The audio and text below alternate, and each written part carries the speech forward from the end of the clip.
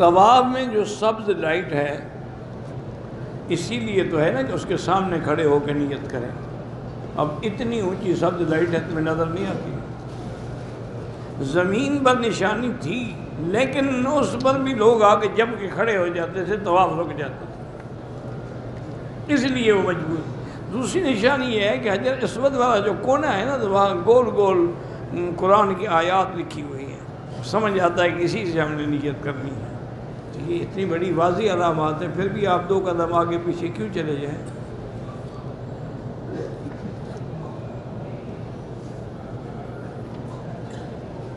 کہتے ہیں کہ ہماری مسجد میں جو امام ہے وہ دیوبندی ہے, کچھ اہل حدیث بھی نماز پڑھتے ہیں, وہ اونچی آواز میں آمین کہتے ہیں. ہمارے امام کہتے ہیں اونچی آواز میں آمین کہنا حدیث سے ثابت نہیں ہے. گزارش یہ ہے جی کہ بات سب سے پہلی تو یہ ہے کہ ان مسائل میں جھگڑنا نہیں چاہیے,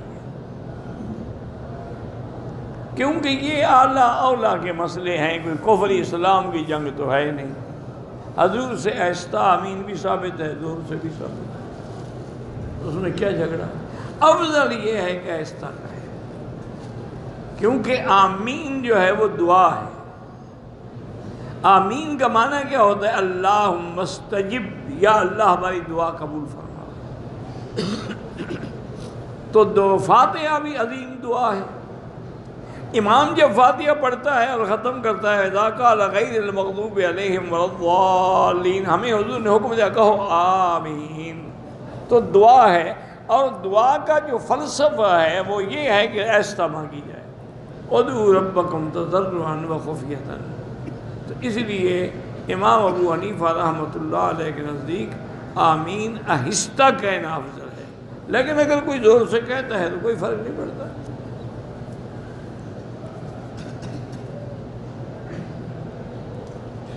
ڈاکٹر حبیب برکت کے والد فوت ہو گئے, اللہ مغفرت فرمائے.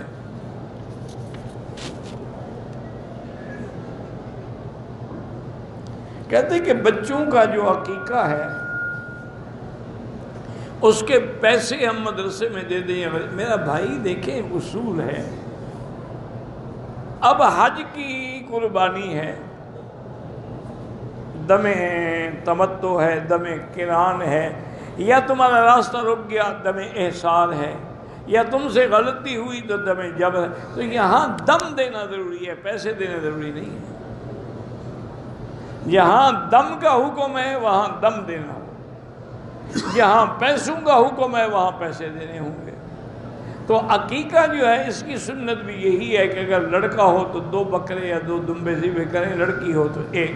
وہ بھی یہی سنت ہے کہ باقاعدہ 2 دمبے. اور حضور پاک نے حضرات حسنین کے لیے خود ذبح فرمائے.